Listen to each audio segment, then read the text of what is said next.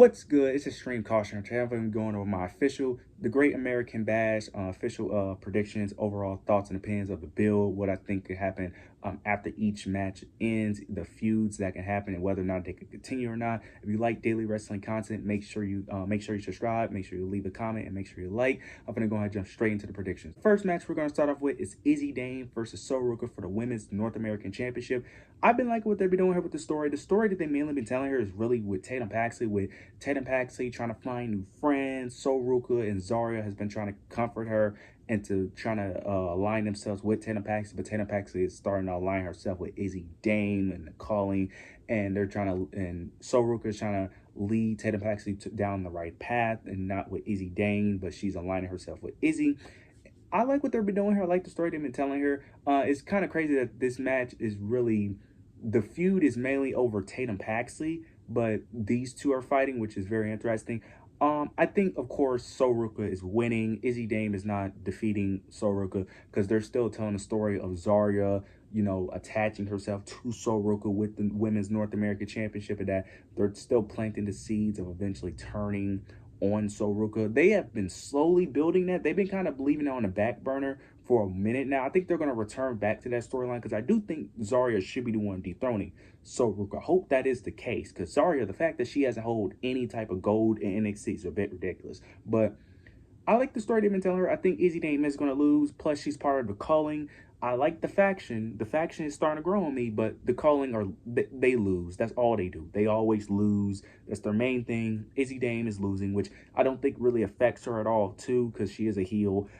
There might be some involvement with Tatum Paxley, but I think Zarya is going to get involved. The only way I see Izzy Dame winning, is if Zarya accidentally costs Sol Ruca the championship. But I don't think we're there yet. If they did more teases of Zarya and Sol Ruca having a bit more friction, then I could see it. But I think Sol Ruca will retain, and I think that is the correct choice here. Now we get the men's NXT championship match between Oba Femi and Inamura. This match ended up becoming a thing due to Inamura winning a number one contendership match against Jasper Troy, so he became the number one contender. I don't care for this feud or match at all. This is just a filler feud for Oba Femi because they have no real challengers for him. This is basically Miles Bourne 2.0, but Miles Bourne was just a better opponent for him and a more interesting story. No offense to Inamura, but I really don't understand why he's even getting this title shot and why they're pushing him this hard, to be honest. Yeah, I just don't really care. The build has been, it's been fine. This is possibly the best they could do due to Inamura's limitations, but it's not a bad it's basically the typical underdog story trying to overcome the more dominant force. But we all know Oba is winning. He's not losing. No one's beating Oba Femi. He's not losing for a very long time. He's not. Like there's no one credible to beat him. There's no one that should beat him. There's only one person that should beat him, and he still needs a couple more months of build, if I'm being honest, and that's Jasper Troy. So yeah, I'm not even going to speak too much on this match because it's one of the matches that I'm the least excited about on this card due to not only its build, but to be fair, they couldn't really do much due to the person in this position. So I can't really blame the build of this match. It was the best they could possibly do. But Oba Femi is easily retaining the NXT Championship. We get the men's North American Championship match between Ethan Page and Ricky Saints. I like the story they've been telling here. The story that they've been telling, the story of them constantly been feuding throughout their entire wrestling career, fighting each other in different promotions. I like they added that story element. This main story is due to Ethan Page dethroning Ricky Saints. He ended up injuring Ricky Saints' throat, leaving Ricky Saints off TV for a couple weeks. He was on TV like twice during his throat injury, trying to attack Ethan Page. I like the story they've been telling her, really. Ethan Page does great heel work, man. I really kind of want him to hold the championship longer because Ethan Page has been doing great work as champion. When he was NXT champion, he was amazing. He's doing great work as the North American. His character is just so amazing. The problem with Ricky Saints is that there's just really no challengers for him. I know Ricky Saints is going to win it back. That's the whole point of this entire feud. Ricky Saints is going to win it back. I hope Ethan Page gets called up to the main roster after this because he really has nothing else after this feud. So Ricky Saints is going to win here. That's my prediction. Now, my only issue is that who faces Ricky Saints is the problem because there's really no one on NXT to face Ricky Saints because they haven't really done a job to really build up any credible heels. The only credible heel on NXT is literally Ethan Page. They're building up Jasper Troy, but he keeps losing for whatever reason. So, well, he only lost one match, but still. Well, two matches technically, but still. So, and he might lose a third one depending on how he goes against Javon Evans. But there isn't many credible opponents for Ricky Saints here. I feel like it's easier to build up baby faces than there are credible heels, in my opinion. So I feel like I would love for Ethan Page to retain here, but Ricky Saints is going to win it back, and then he's going to run and have a North American Championship reign. So we'll see how this plays out. Now we get Javon Evans versus Jasper Troy. This feud got started due to Jasper Troy attacking Javon Evans. Javon Evans wanted some payback. Yeah, he ended up getting some of his payback on the recent episode of NXT, attacking Jasper Troy as well. Well, no, that was actually the week before. The week before, he ended up attacking him, hitting him with a cutter. And then this week, Jasper Troy attacked Javon Evans, not once, but twice. So, yeah, that's why this match is happening. I like what they're doing here. Now, my only problem is Jasper Troy going to lose twice? Because they end up playing like a rib injury with Javon Evans. So if they end up playing a rib injury to Javon Evans and have him beat Jasper Troy, I'm going to be honest, I might be out on Jasper Troy. I like the presentation of Jasper Troy. I think he has a lot of potential, especially with how green he is still, and that fact that he's still a solid in-ring performer and he can actually talk on the microphone a bit. He has a lot of potential, but they already kind of ruining it with him already losing to Oba, which I understood, but you should never play the rib injury to Oba just for him to beat him. That's just dumb.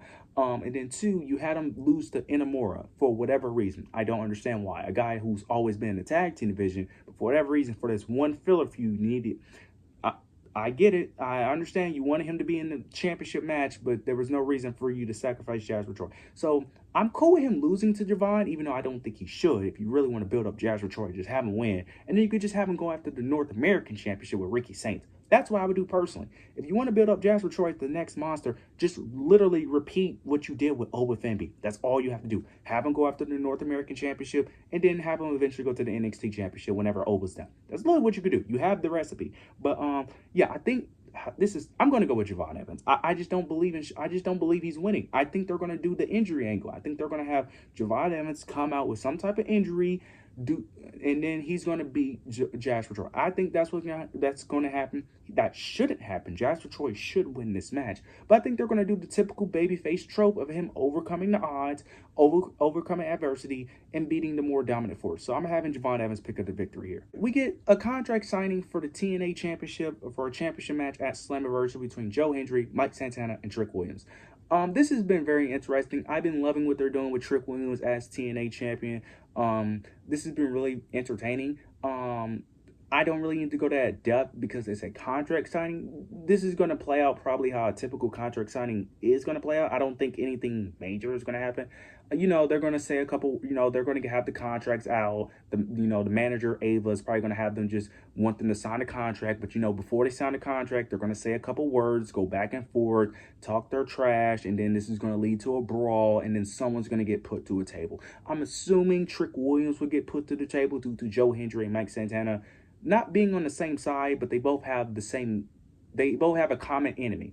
So I'm assuming they both would just put him through the table, and that's how we end the segment there with a stare down with them trying to fight over the TNA Championship. That's how I'm assuming it's going to play out. Don't really need to go that depth on this contract signing. Now on to what I'm assuming is going to be the main event of the show between Blake Monroe and Jordan Grace versus Fatal Influence, Jacy Jayne, and Fallon Henley. The story they've been telling her is basically Jacy Jayne and Jordan Grace are going to face each other at Evolution, and Fatal Influence was the ones who took out Blake Monroe, and she recently returned on NXT, so of course she wants her revenge. Jordan Grace going after Jacy Jayne, same as Blake Monroe, so they end up tag teaming together. I like what they're doing here. I've been loving Jacy Jayne as NXT champion. I really love what they've been doing with her. They've been booking her really well. Hopefully that continues because I'm hoping Jordan Grace does not win at Evolution. But who's going to win this match? It's going to be Jordan Grace and Blake Monroe. You're going to have Jordan Grace win due to her having a championship match literally the very next night. And then Blake Monroe, this is her first official NXT match on a PLE. Like, she's not losing. You're not going to have Jordan Grace and Blake Monroe on the same team lose. That's just not going to happen. There's going to be probably going to be interferences with Jasmine Nix, but Jasmine is not a threat. She's not a threat. Jordan Grace could literally, to be honest, Jordan Grace and Blake Monroe could literally 1v3 Fatal Influence. So Yeah, I think that's what they're going to do here. Blake Monroe and Jordan Grace are going to pick up the victory here. And plus, this doesn't really hurt JC Jane because the story they've been telling is that JC Jane is the most beatable champion. That's the story they've been telling here. I wouldn't even be shocked if she got pinned in this match, to be honest with you, with the story they've been telling. So I wouldn't even be shocked there. This doesn't really affect JC Jane, especially because it's not for the title. You could easily have Fallon Henley take the pin here as well. But I'm very interested to see how this plays out. I think it will be a good, solid match, so I'm very interested how this plays out. But you guys let me know your overall thoughts and opinions down below. I'm actually somewhat excited for this PLE, even though it had a short amount of time to build. But I do think this will be a good PLE. But you guys let me know your overall thoughts and opinions down below. Make sure you like, comment, subscribe. But yeah, that's it.